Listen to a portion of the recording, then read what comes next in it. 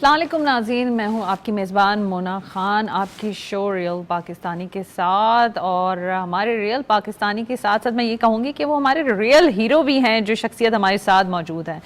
انہوں نے 2 جنگیں لڑی ہیں اور ان کو بہادری پہ، ان کی شجاعت پر انہیں تمغہ امتیاز بھی ملٹری نوازا گیا ہے. کرنل مختار احمد بٹ صاحب ہمارے ساتھ موجود ہیں. السلام علیکم سر. السلام. بس سر، جنگوں کا جب ذکر آ رہا تھا تو مجھے خود بھی گھبراہٹ ہونا شروع ہو گئی. ویسے کہنا بڑا آسان ہوتا ہے کہ جنگیں لڑی اور جنگ میں تھے، یہ تو آپ نے خود کافی ینگ تھے اور آپ نے جنگ ماشاءاللہ سے 1 نہیں 2 لڑی ہیں سر. ہاں بالکل، یہ تو دیکھیں وہ کہتے ہیں جنگ کھیڑنی ہوندی زنانیاں دی، تو اس کو مطلب یہ ہے کہ ایز اے پروفیشن ہم چوز کرتے ہیں جو بھی جاتا ہے.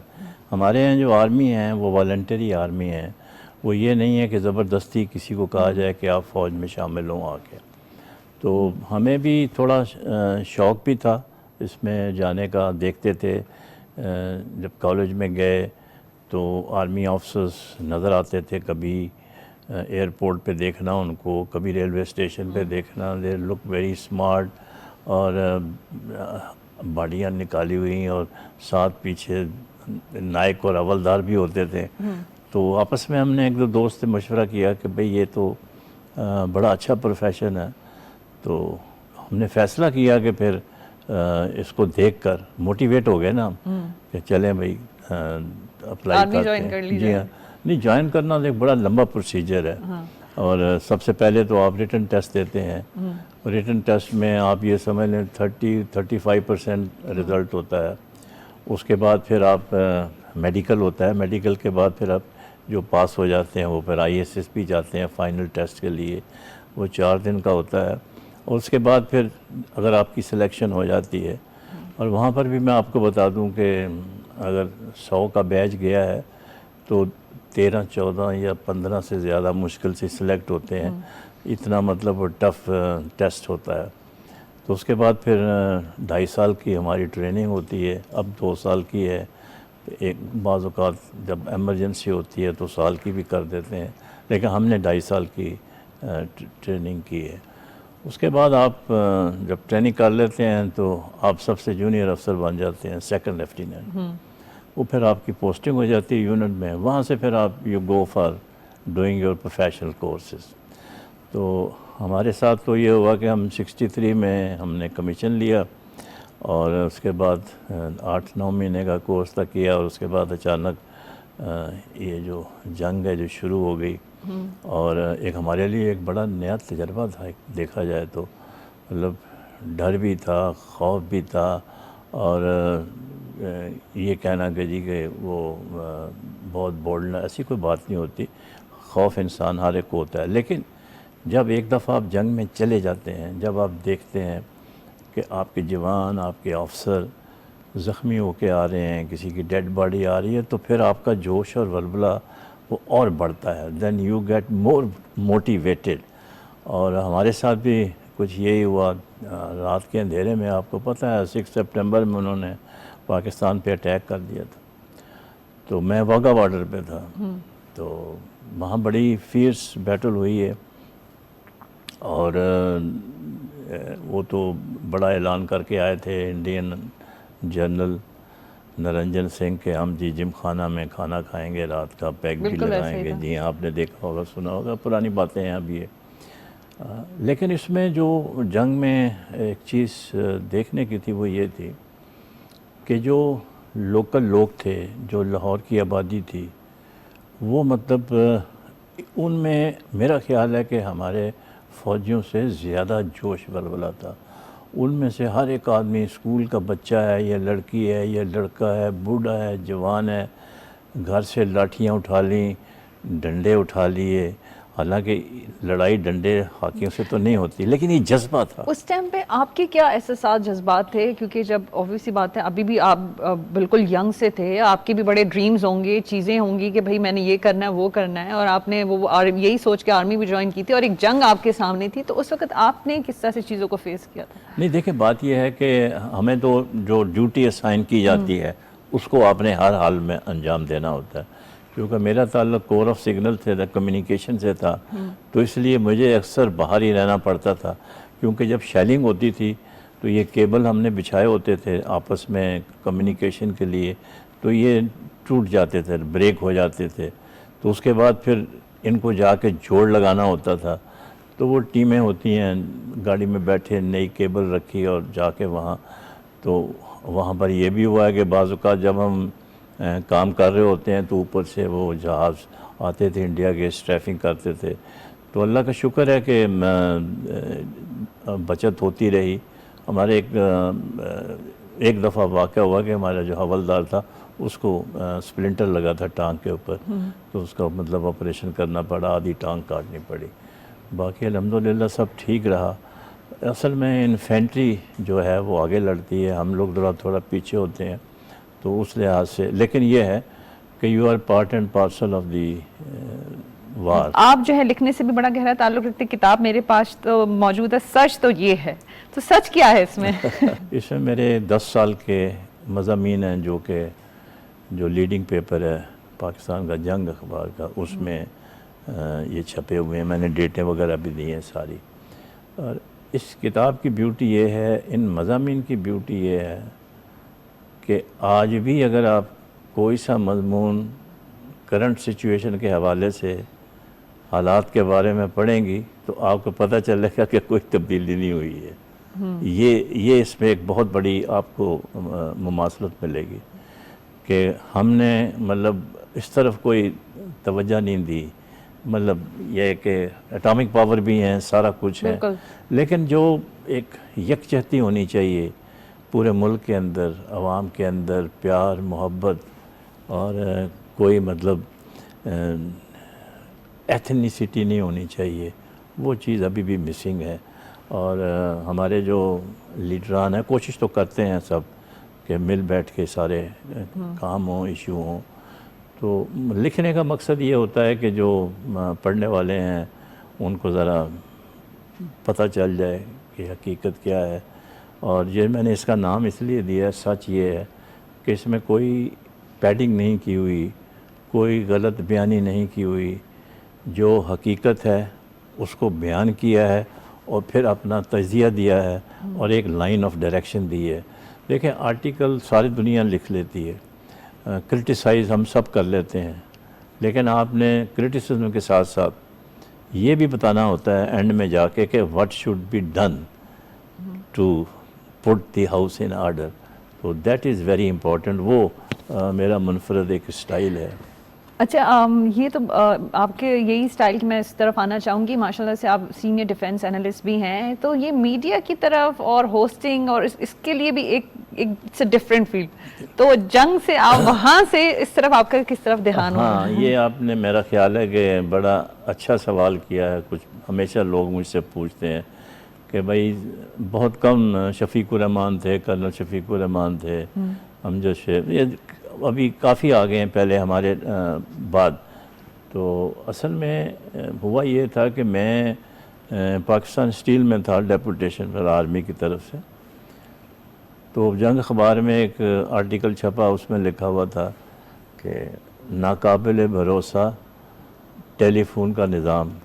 اچھا، چونکہ میرا تعلق بھی، میں ٹیلی کمیونیکیشن انجینئر ہوں، میرا تعلق کمیونیکیشن سے تھا. تو مجھے ایسی سوچا، میں نے کہا کہ یہ جو کرٹیسزم جس بندے نے بھی لکھی ہے یہ صحیح نہیں ہے، اس کا جواب دینا چاہیے.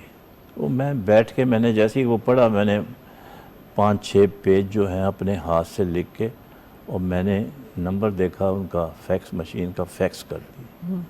اور میں نے دیکھا 2 دن کے بعد میرا پورا مضمون جو ہے وہ چھپ گیا. تو اس سے پھر میں نے یہ اندازہ لگایا، وہ سمٹم تو مجھ میں پرانے تھے، بیماری جس کو کہتے ہیں وہ پرانے تھے. اس لیے کہ میں جب اسکول میں تھا 8ویں 9ویں جماعت میں 10ویں جماعت میں، تو جنگ اخبار میں ایک کالم مجید لاہوری کا چھپتا تھا، نمک پارے یا نمک، ایسے کوئی نمک سے نام تھا اس کا، اس وقت مجھے یاد نہیں آ رہا. تو ادھر میں اس کو لیٹر وہ ایک اس نے رکھا ہوا تھا کہ لیٹر چھاپتا تھا. تو میں نے 5-6 بھیجے لیٹر، تو ایک میرا لیٹر جو ہے وہ اس میں چھپ گیا تھا. تو مجھے بڑی مطلب خوشی ہوئی. اچھا، جو پہلے جو جراثیم پہلے کے جو تھے وہ بعد میں کہیں نہ کہیں نکل کے آ گیا، جیسے آپ کو ٹائم ملا. تو جب یہ میں نے آرٹیکل لکھا، یہ ہے بات 85 کی، تو یہاں پہ اس وقت جو انچارج تھے ایڈیٹوریل پیج کے، ان کا نام تھا ہمایوں. انہوں نے مجھے فون کیا کہ آپ آئیں میرے پاس. تو میں ان کے پاس گیا، اسٹیل مل سے آیا 2-3 دن کے بعد. تو اس نے کہا کہ دیکھیں یہ جو آپ نے لکھا ہے یہ بالکل ایک جو پروفیشنل ہوتے ہیں اس طرح سے ہے یہ، تو آپ جو ہے یہ کام بند نہ کریں، اس کو جاری رکھیں. میں نے کہا ابھی تو میں ڈیپوٹیشن پہ ہوں، تو ہمیں آرمی میں اجازت نہیں ہوتی سرونگ آفیسرز کو کہ وہ مطلب یہ لکھیں اس کو.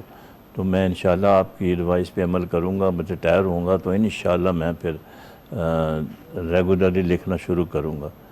تو پھر 89 میں نے ریٹائرمنٹ لی. 90 میں پھر میں نے یہ شروع کر دیا لکھنے. تو آپ حیران ہوں گی، میں نے 20 سال اس میں جنگ میں لکھا ہے. ڈان میں لکھا ہے، انگلش میں انکاؤنٹر میں. اچھا آج کل بزنس ریکارڈر میں لکھا ہے. لکھنے کی بات کریں، آج کی جو جنگ ہے نا وہ قلم کی ہے، وہ سوشل میڈیا کی ہے. اگر آپ دیکھیں کیونکہ عام طور پہ یہی بات ہے، یہ جو ملک کا جو پرسیپشن بنایا جاتا ہے کسی بھی ادارے کا کسی بھی حوالے سے بڑا امپورٹنٹ ہے. اور آپ بھی ابھی بھی آپ یہی ہم سمجھتے ہیں کہ ہم بھی جنگ کی صورت میں کہیں نہ کہیں کسی نہ کسی سچویشن میں تو رہتے ہی ہیں. تو ابھی بھی آپ دیکھیں کہیں نہ کہیں کنٹریبیوٹ تو اس طرح سے کر ہی رہے ہیں کہ اپنی ہماری جو نسل ہے، ہماری جو لوگ ہیں ان کو بتا رہے ہیں اپنے قلم سے ہی کہ بھائی دیکھو کہ ہم کس طرح کی نیشن ہے اور ہم کس طرح ہماری ڈائریکشن کیا ہونی چاہیے. یہ بڑی بات ہے. بڑی بات ہے. اب تو خیر آپ نے دیکھا ہوگا کہ ٹیلی ویژن کے جو ہے یہ ٹاک شو، میں تو کب تقریباً 2 سال ہو گئے ہیں میں تو نہیں دیکھتا. میں تو اخبار پڑھتا ہوں اور سوشل میڈیا پہ ہر چیز آ جاتی ہے، یعنی کہ اتنی فاسٹ آ جاتی ہے. لوکل بھی پڑھ لیں، باہر کے بھی سارے آپ کو مل جاتے ہیں. Then you can draw a conclusion کہ سچی بات کیا ہے کیا نہیں ہے.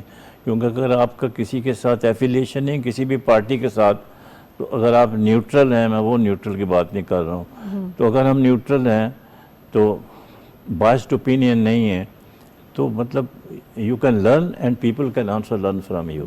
یہ ایک بڑی اچھی چیز ہے. اچھا کرنل صاحب، آپ ماشاء اللہ سے آپ خود بھی میڈیا پرسنالٹی ہیں، آپ خود بھی سولجر ہیں. یہ بتائیں ہمارے جو آنے والے بچے ہیں جو آرمی میں آنا چاہتے ہیں، جو جوائن کرنا چاہتے ہیں، ان کے لیے آپ کیا کہنا چاہیں گے، کیا سجیشن دینا چاہیں گے؟ کیونکہ ہر ایک میں جذبہ ہوتا ہے کہ اپنے ملک کے لیے خدمت کریں، چاہے وہ فوج میں جا کے یا کسی نہ کسی، لیکن عام طور پہ ہم دیکھتے ہیں ہمارے بچوں میں بہت زیادہ ہے کہ بھائی فوج میں جانا ہے، ایئر فورس میں جانا ہے. ہاں، یہ آپ نے بالکل صحیح کہا ہے کہ ابھی بھی جو صورتحال ہے وہ یہ ہے کہ جو ینگ جنریشن ہے دے وانٹ ٹو، دیکھیں یہ بڑا ایک نوبل پروفیشن ہے، بالکل بڑا نوبل پروفیشن ہے.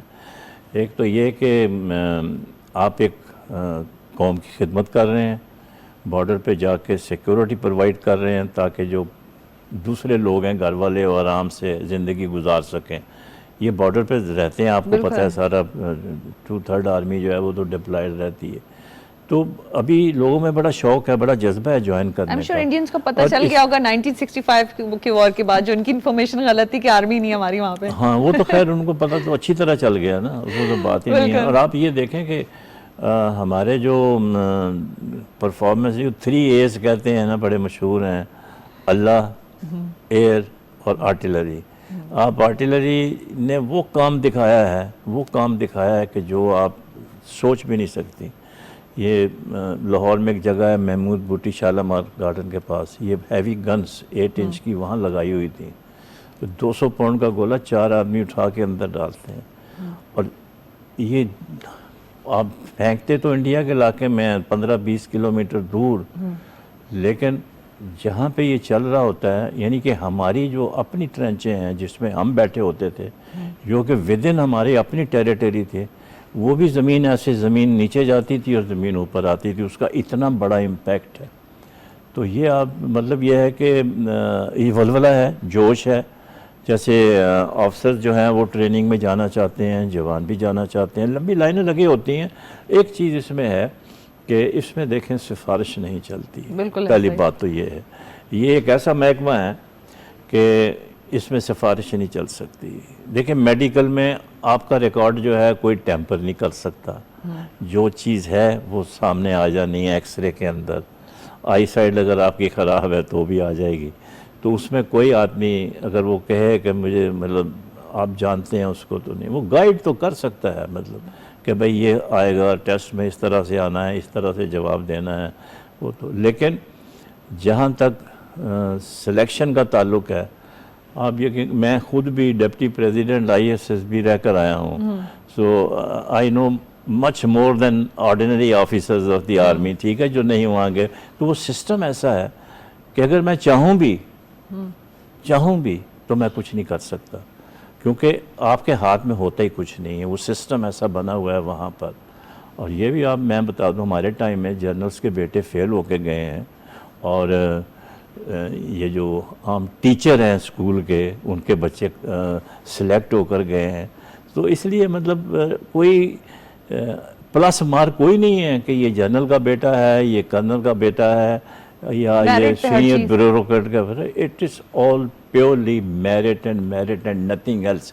اور اگر کوئی بات کرتا بھی ہے تو he is talking nonsense, اور وہ جھوٹ بول رہا ہے، اس کو پتہ نہیں ہے. وہ خواہ مطلب ایک وہ ہوتا ہے نا بغض معاویہ، اس لحاظ سے پھر وہ ایسی بدنام کرنے کے لیے. اچھا کرنل صاحب، آپ نے ایک کے بعد جو دوسری جب جنگ آپ نے لڑی، پارٹیسپیٹ کیا، تو اس وقت کیا تھا کہ ظاہر سی بات ہے، یہ بھی بڑے آنر کی بات ہے کہ ایک فخر کی بات ہے کہ اللہ تعالیٰ نے آپ کو یہ سعادت دی کہ اپنے ملک کے لیے ایک دفعہ نہیں 2 دفعہ آپ جنگ کی تو بات کیا کر رہی ہیں؟ میں نے تو پاکستان بنتے ہوئے دیکھا ہے. I was 8 years جب پاکستان بنا. اچھا، آپ کو یاد ہے وہ ساری کمال کرتے ہیں آپ. میرے سامنے ابھی میں آپ سے بات کر رہا ہوں نا، تو میرے سامنے نقشہ گھوم رہا ہے میرے گھر کا جہاں میں پیدا ہوا تھا. اس وقت بالکل سامنے میرے ہے وہ. مطلب اتنی میری میموری فریش ہے. تو مطلب یہ ہے کہ اچھا، وہ پھر 8 سالہ بچے کی یادداشت میں تو ہر چیز ہوگی، اور اس میں سے ہی آپ نے بہت کچھ سیکھا ہوگا کہ بھائی یہ ملک کیسے حاصل، کیونکہ ہمیں تو نہیں پتا، ہمیں تو ملک تو مل گیا، ہم نے تو وہ چیزیں نہیں دیکھی. ہمارے اپنے خاندان کے اندر میں آپ کو بتاؤں کہ قربانیاں دی ہیں. ہماری خالہ کی بیٹی کو انہوں نے تالاب میں خود ہی مار دیا، کیونکہ وہ سکھ آتے تھے، ہندو آتے تھے، حملے کرتے تھے، تو لڑکیوں کو لے جاتے تھے وہ. تو انہوں نے پھر ان کو ویسے ہی پانی میں ڈبو دیا. یہ آپ نے دیکھا خود؟ ہاں، وہ تو خود ہمارے سامنے کی بات ہے. پھر ہندوؤں نے جب ہمارے گھر کے اندر حملہ کیا تو ہم 3-4 تھے چھوٹے چھوٹے بچے 7-8 سال والے. تو ہم لوگ ایک بڑی چارپائی تھی، بڑا سا پلنگ تھا، اس کے نیچے چھپ گئے کونے میں جا کے. تو ہمارے جو دادا تھے ان کو گولی لگی اور وہ شہید ہو گئے وہاں پر. تو ابھی بھی وہ ڈھونڈ ڈھانڈ رہے تھے ادھر ادھر کمروں میں. تو ایک دم بارش کہے کہ میں آج ہی ہوں. تو جب بارش بہت زیادہ برسنے لگی تو ان کے لیڈر نے کہا کہ چلو چلو چلو باہر نکلو، ابھی پھر بعد میں آئیں گے. پلنگ کے نیچے آپ بھی تھے یا آپ کے کوئی اور بھی؟ میں بھی تھا، میرے ساتھ میرے کزن بھی تھے 2. تو ہم لوگ بچ گئے. انہوں نے دیکھا نزدیک سے جھانک وہاں کے، لیکن کچھ نہیں. ہم لوگ بالکل کونے میں لگ گئے تھے نا ایک سائڈ میں. اس وقت ایک 8 سالہ بچے کی کیا ڈر اور خوف میں. ہاں بالکل، یہ تو آپ کو پتہ ہی ہے کہ تو اس کا تو یو کی ناٹ ایکسپلین. اللہ تعالیٰ نے آپ کو وہ ٹائم بھی دکھایا کہ آپ نے بھی پھر ان سے بدلہ لیا. بالکل، یہ تو پھر کرنا پڑتا ہے. ابھی بھی بدلہ تو لینا باقی ہے. ابھی بھی they are not friendly to us. آپ نے دیکھا ہوگا ہر گورنمنٹ نے کوشش کی ہے کہ ان کے ساتھ تعلق اچھا ہو. وہاں پہ اس وقت جو صورتحال ہے کشمیر میں وہ بڑی پینفل ہے. آپ دیکھیں 2 سال سے انہوں نے کرفیو لگا کے رکھے ہوئے ہیں، کاروبار ٹھپ ہیں، اسکول کالج بند ہیں، اور لوگوں کو مارا جاتا ہے، ریپ کیا جاتا ہے، اور ساری دنیا خاموش ہے. اور یہ جو صورتحال ہے بڑی خراب ہے. اسی طریقے سے اس میں افسوسناک بات یہ کہ ہماری جو عالمی طاقتیں جو امن کی بات کرتی ہیں، پیغام دیتی ہیں، لیکن ان کی خاموشی ہے وہ سمجھ نہیں آتی. سب کچھ ہوتے ہوئے میڈیا کا زمانہ ہے، اب تو کوئی چیز چھپی بھی نہیں رہتی. تو یہ ایک بڑے اصل میں دیکھیں بات یہ ہے کہ آپ نے بڑا وہ پھر سیاست میں چلے جائیں گے ہم، چپتا ہوا سوال کیا ہے. تو انٹرنیشنل لیول کے اوپر ہمارا، بین الاقوامی سطح کے اوپر ہمارا صرف ایک ہی مسئلہ تھا انڈیا کے ساتھ، کشمیر کا. بالکل. اور ہمارا تو اپنا تو کوئی فارمولہ نہیں ہے. ہم تو یہ کہتے ہیں کہ جو اقوام متحدہ نے قرارداد پاس کی ہوئی ہے کہ آپ پلیبیسائٹ کرائیں گے وہ کرا دیں. ہمارا اور کوئی سٹینڈ بنتا ہی نہیں ہے. ہم نے کبھی بھی نہیں کہا، کسی گورنمنٹ نے نہیں کہا کہ یہ ہمیں دے دو، یہ ہمارا حصہ. ہم باتیں نہیں کرتے. نہیں، آپ نے بڑی اچھی بات کی ہے کہ یہی ہمارا حل ہے، کہ وہ جو کنکلوژن یہی ہے کہ وہ جو آپ کی قرارداد ہے اور اس میں یہ ہے کہ ہمیں سپورٹ چاہیے ورلڈ پاورز کی. اور اگر کبھی بھی اتفاق سے کوئی ہمارے حق میں فیصلہ آ بھی جاتا ہے یا ووٹ پاس ہو جاتا ہے، وہ گونگ بجا دیتے ہیں، ویٹو پاور.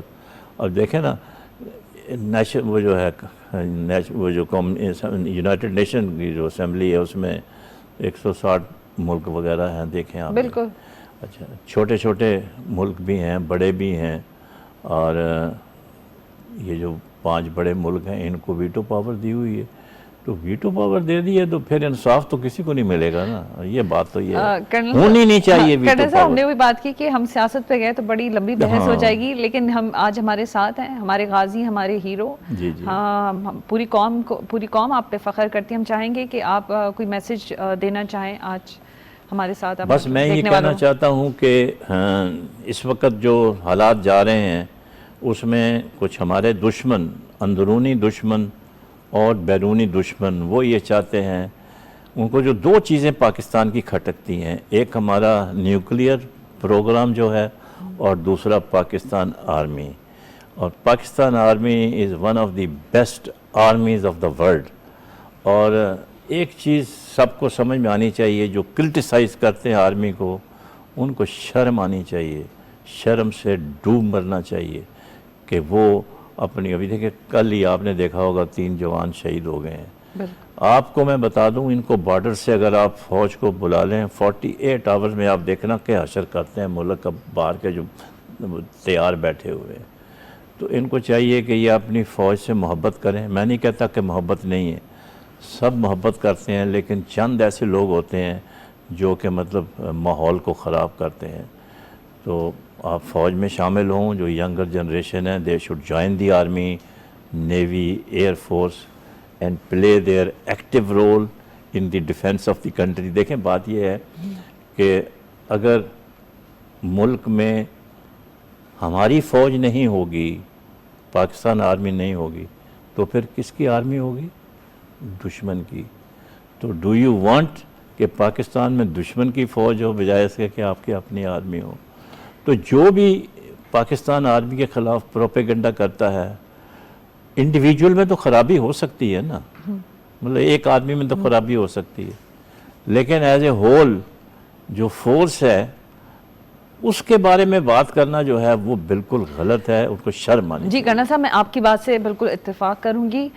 یہ آپ نے ان لوگوں کی بات کی جن کی انٹینشن جو ہے وہ ملک کو نقصان پہنچانے کی، تو وہ ہم میں سے ہے بھی نہیں. بالکل ایسی سی بات ہے. جی آپ نے کرنل صاحب کی بڑی زبردست سی بات سنی کہ وی لو پاکستان آرمی، اور ہر کوئی پاکستان آرمی جوائن کرنا چاہتا ہے، بہت محبت کرتا ہے، اور جو غلط بات کرتے ہیں وہ بیسکلی غلط لوگ ہی ہوتے ہیں.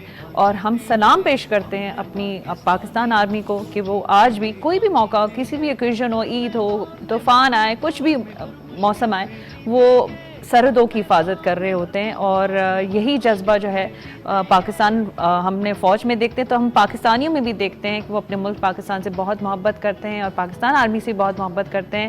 اور اسی بات کے ساتھ کہ ہم نے اپنے ملک سے اسی طرح سے پیار کرنا ہے اور اپنے پاکستان آرمی سے بھی بہت پیار کرنا ہے. اپنا بہت خیال رکھیں. مجھے مونا خان کو اجازت دیجیے. پاکستان زندہ باد.